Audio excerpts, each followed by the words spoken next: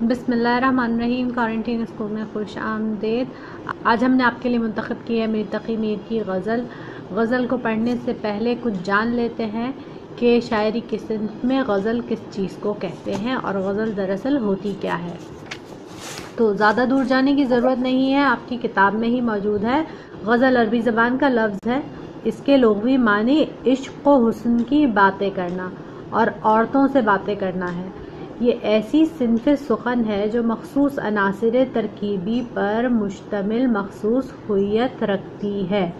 अब इस जुमले के अंदर जो मोटे मोटे से और मुश्किल से अल्फाज लिखे हुए हैं, उनका मतलब ये है कि गज़ल एक ऐसी सिन्फ़ है अदब की जिसके अंदर जो अशार होते हैं वो एक मख़सूस तरकीब से लिखे हुए होते हैं। उस ख़ास तरतीब को मलहूज़ ख़ातिर रखते हुए जो शेर कहे जाते हैं उनको गज़ल कहा जाता है। गज़ल के हर शेर में एक मफ़हूम होता है। पहले शेर के दोनों मिसरे हम काफ़िया होते हैं, उसको मतला कहते हैं। मतले के अलावा जो बाकी दूसरे अशार होते हैं वो हम काफ़िया होना ज़रूरी नहीं है। यानी कि जो गज़ल का पहला शेर हम पढ़ेंगे उसके दोनों मिसरे हम काफ़िया होंगे, लेकिन उसके बाद जितने भी मिसरे आएंगे ज़रूरी नहीं है कि वो भी हम काफ़िया हों। रदीफ़ गज़ल के लिए ज़रूरी नहीं होता। गज़ल के आखिरी शेर को मक़ता कहते हैं। शर्त यह है कि शायर ने उसमें अपना तखल्लुस भी नज़्म किया हो, यानी कि अपने अदबी नाम को भी शायर ने शेर का हिस्सा बनाया हो, तो उस शेर को कहेंगे मक़ता। और गज़ल के लिए किसी मौजू की क़ैद नहीं होती।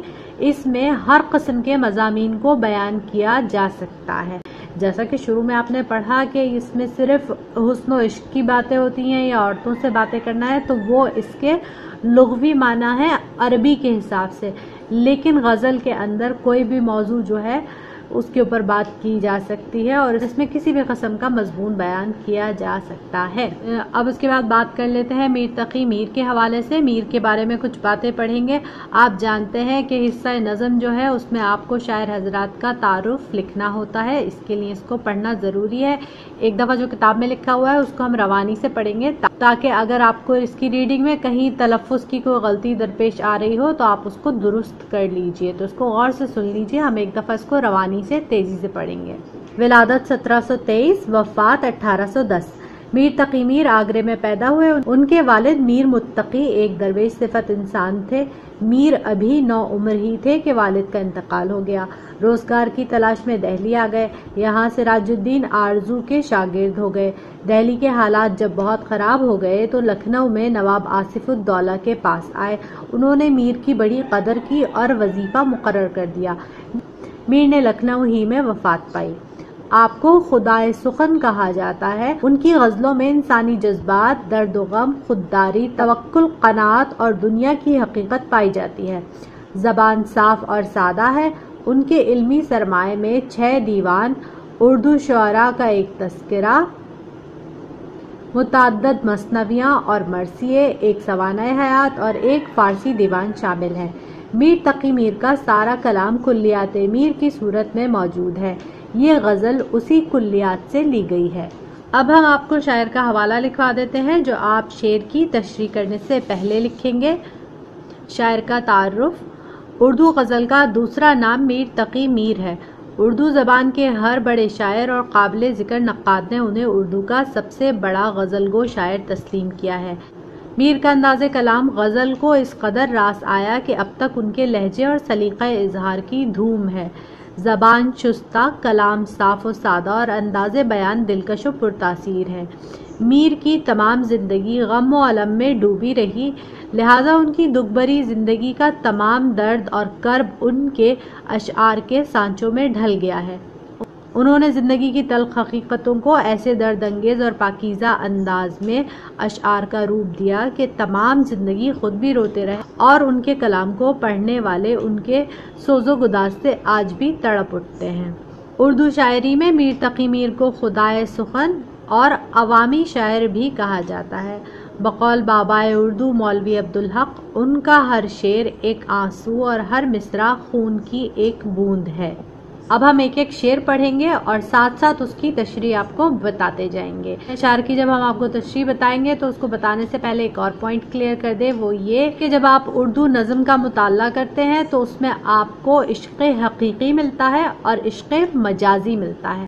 عشق حقیقی سے مراد انسان کی اپنے رب سے محبت ہوتی ہے، اور مجازی وہ ہوتا ہے جس میں انسان یا شاعر اپنے محبوب کے بارے میں عشق کا اور اپنی محبت کا ذکر کر رہا ہوتا ہے۔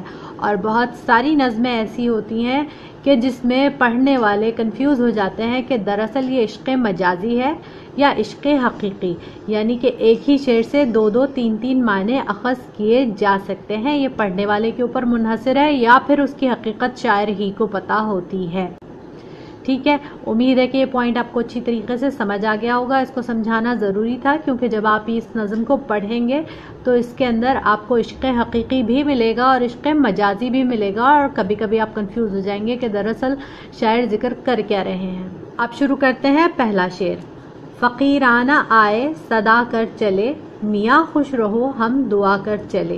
آپ دیکھ رہے ہیں کہ یہ دونوں جو ہیں وہ ہم قافیہ الفاظ کے اوپر ختم ہو رہے ہیں، اس کو مطلع کہیں گے۔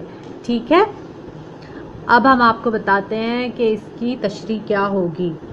اس شعر میں شاعر میر تقی میر اپنی عاجزی اور انکساری کو بیان کرتے ہوئے دعا گو ہیں کہ ہم تو فقیروں کی طرح اس دنیا میں آئے اور صبر و قناعت اور سادگی سے تمام زندگی بسر کی، اور دنیا کی رنگینیوں اور رعنائیوں سے اپنے دامن کو بچائے رکھا اور ان میں اپنا دل نہیں الجھایا۔ ایک صوفی درویش کی طرح تمام زندگی گزاری۔ بقول میر تقی میر خوش رہا جب تلک رہا جیتا، میر معلوم ہے قلندر تھا۔ اس شعر کے دوسرے مصرے میں میر تقی میر کہتے ہیں کہ خدا سے یہ دعا ہے کہ ہر شخص رنج و الم اور درد و غم سے دور رہے اور سب کی زندگی خوشیوں میں بسر ہو، کسی کی آنکھ نم نہ ہو، کوئی دکھی نہ ہو، اور ہر ایک کے لبوں پر مسکراہٹ بکھری ہو۔ ہر شخص خوشی اور اطمینان سے اپنی زندگی گزارے، ہماری تو یہی دعا ہے۔ یہاں پر آپ کی شعر نمبر 1 کی تشریح مکمل ہوئی۔ اب دوسرا شعر پڑھیں گے اور پھر اس کی تشریح کریں گے۔ جو تجھ بن نہ جینے کو کہتے تھے ہم، سو اس عہد کو اب وفا کر چلے۔ عہد کہتے ہیں وعدے کو۔ اس شعر کی تشریح یوں ہوگی۔ اس شعر میں شاعر میر تقی میر یہ کہہ رہے ہیں کہ جب ہمیں پہل محبت ہوئی تھی تو ہم نے اپنے آپ سے یہ وعدہ کیا تھا کہ اب محبوب کے بغیر ہمارا گزارا ممکن نہیں ہے، اور اس کے بغیر یہ زندگی بے معنی اور بے رنگ ہے، اور کیونکہ محبوب سے ملاقات اور وصال بھی ممکن نہ رہا تو اپنے عہد و پیما کو پورا کرنے کا وقت آ گیا ہے۔ اس کے بغیر یہ زندگی اب ختم کرنے چلے ہیں، اور ہم اپنے اس قول کو سچا ثابت کرنے کے لیے اب اپنی جان دے رہے ہیں، اور جب ہمارا محبوب ہی اس دنیا میں ہمیں نہ مل سکا تو اب زندگی کا کوئی فائدہ نہیں، ہم اس دنیا سے رخصت ہو رہے ہیں۔ یہاں پر شعر نمبر 2 کی تشریح بھی ہو گئی مکمل۔ شعر نمبر 3 ہے۔ دکھائی دیے یوں کہ بے خود کیا، ہمیں آپ سے بھی جدا کر چلے۔ اب اس غزل کا وہ پہلا شعر شروع ہوا ہے جس کو سمجھانے کے لیے ہم نے آپ کو عشق حقیقی اور عشق مجازی کا فرق سمجھایا تھا۔ اس شعر میں شاعر یہ کہہ رہے ہیں کہ محبوب ہمیں اس طرح دکھائی دیا کہ ہم اپنے آپ میں بے خود ہو گئے، ہمیں کوئی ہوش و حواس نہ رہا۔ انسان کا اپنے آپ میں نہ رہنا اور بے خود ہو جانا 2 صورتوں کے اندر ہوتا ہے کہ یا تو وہ عشق حقیقی میں یعنی کہ اللہ کے عشق میں، اپنے رب کے عشق میں اتنا ڈوب جائے کہ پھر اس کو دنیا کا کوئی ہوش ہی نہ ہو، یا پھر وہ اپنے محبوب کے عشق میں اتنا ڈوب جائے کہ اس کو دنیا کا کوئی ہوش ہی نہ ہو۔ دونوں ہی صورتیں ہو سکتی ہیں نا، تو یہاں پر کچھ عشق حقیقی اور عشق مجازی دونوں گڈمٹ سا ہمیں نظر آ رہا ہے۔ اس شعر کی تشریح کچھ یوں ہوگی۔ اس شعر میں میر اس حقیقت کو بیان کر رہے ہیں کہ عاشق کے سامنے جب اس کا محبوب آ جاتا ہے تو وہ اپنی سدھ بدھ کھو بیٹھتا ہے، اس پر بے خودی طاری ہو جاتی ہے، وہ اپنے آپ میں نہیں رہتا۔ محبوب کی ایک جھلک عاشق کے ہوش و حواس کھو دیتی ہے، اس سے نگاہیں چار ہوتے ہی عاشق پر مدہوشی کی کیفیت طاری ہو جاتی ہے اور وہ اپنے آپ کو بھی فراموش کر دیتا ہے۔